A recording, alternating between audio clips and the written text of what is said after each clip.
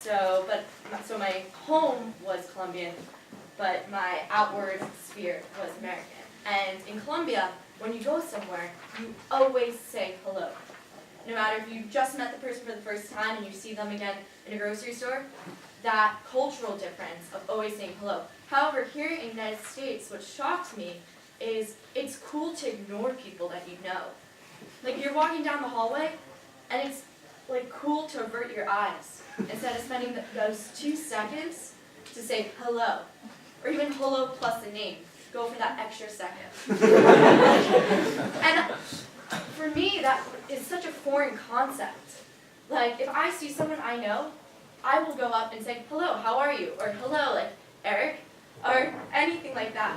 Because those 3 seconds out of my day, I know I'll look back and be like, I'm happy I say hello to them, because they might have been having a bad moment. And then they'll walk up to me later being like, thank you for checking in on me, because I was having a sucky day.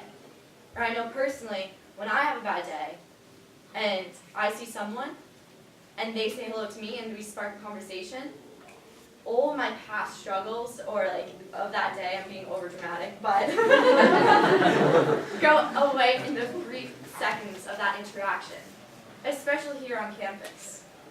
And just to continue, I think it was a perfect transition from Anna's talk, is those genuine conversations allows it to be easy to have and bring out the good in people. So what I've learned, especially from growing up in the United States and living in a Colombian background, is just exerting those 3 extra seconds makes people perceive that you're friendlier, that you're more outgoing, that you're just more, like there's a warmth to you, even though everyone can adopt those habits. And I personally get a ton of times when people are like, oh my goodness, Sophia, how do you know so many people? Or like, Sophia, how are you so friendly? How do you do that? Because I decided to dedicate those seconds towards making people's days, briefly. And those add up eventually. And those build upon and become friendships, relationships. And I personally see it in my own life, whether it is here at Stanford with like day-to-day interactions, or even when I'm going abroad. I like to talk to the person next to me on the airplane.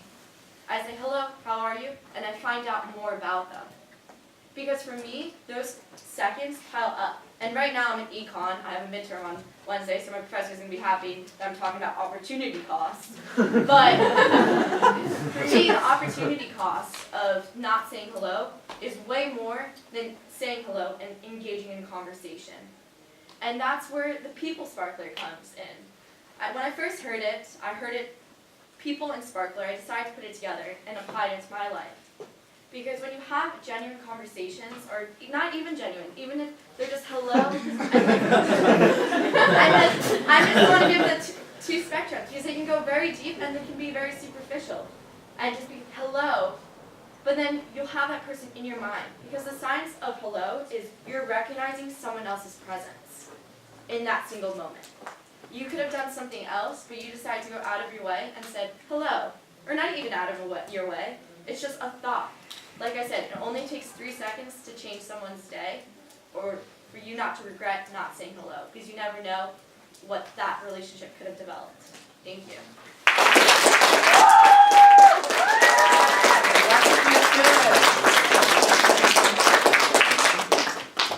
So I think I'll let Vinny make a call on this one, whether we're going to give you guys cream now or do it after the Q&A. But please do stick around because we are going to have a Q&A. So can I invite the speakers maybe just like come sit on the edge right up here, and then please ask them any and all questions that you have. Can we also, Sophia had to leave unfortunately, but can we get a photo with the real Roble t-shirts if you're willing to wear them? Oh, wear them or hold them up at least. And I'll go get the cream. It's not here right now, so ask away, have a conversation, follow, I'll take facilitate. a photo. Anyone else wants to take a photo? Paparazzi lump.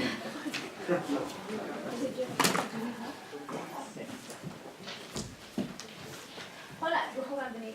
I have one thing I want to say. In young, I have never had a real Roble talk make me cry.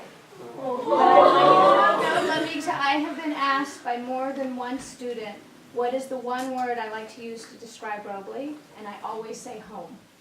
And so it makes me feel good in our position to know that that is what you and I hope a lot of your friends feel after living here for a year.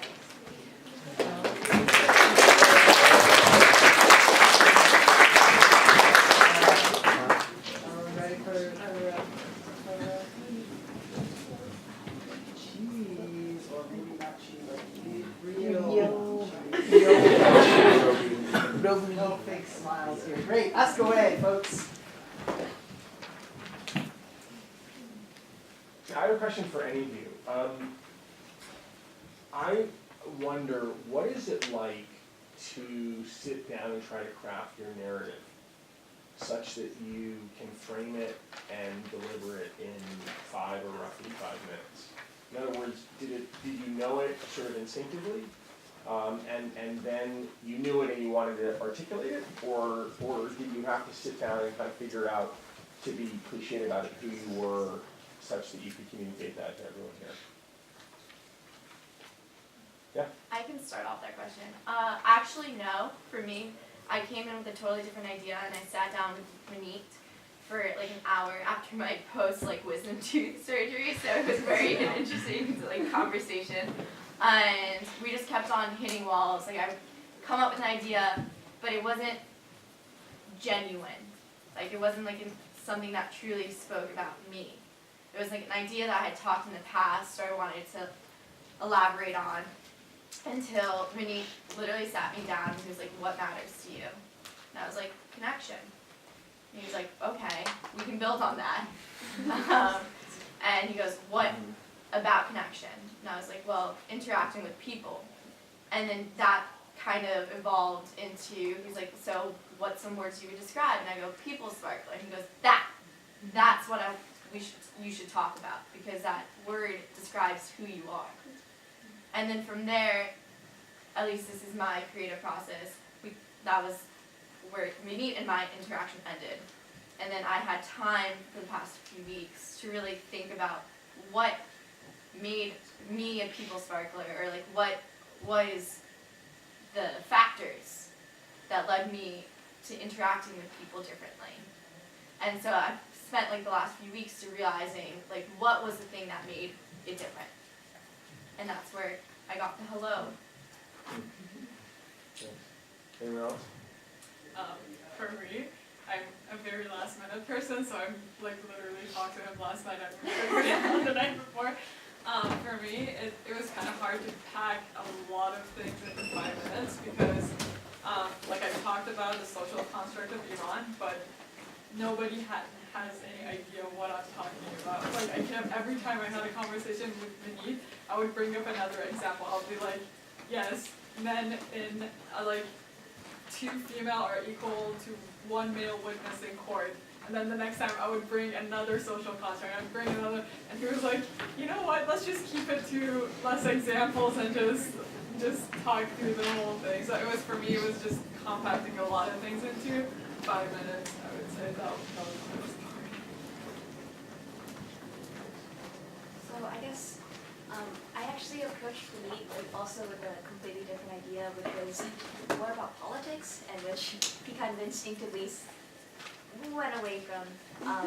I kind of always had 2 ideas. I knew I'd either do the one that I was thinking of originally when I signed up, or the one about conversation, because that's been something I've been thinking about so much. And originally I was just I don't know if I can summarize it into 5 minutes. Yeah, after I settled on conversation, it was something that I had been thinking about a lot, and so I think for me it was more about just how to frame it or how to format it into a speech. I can give it a short answer. I think writing for me has always helped not necessarily complete my thoughts, but develop my thoughts. Similar to conversation, and you can start a lot of thoughts, but they don't necessarily finish. And so this process was really cool for me because I wrote something last weekend, and then it was completely different this morning. and it will probably be different tomorrow. How is it different? I started with a story about how my mom got pushed into medicine for like mostly cultural reasons, and how I had her as like a supporter for me doing whatever I wanted to do, and that evolved into like me talking about what I did in undergrad, and then I ended up talking about like pretty abstract concepts of empowerment and doubt, which is pretty different. But I also have like 5 pages of writing in my laptop, which is cool.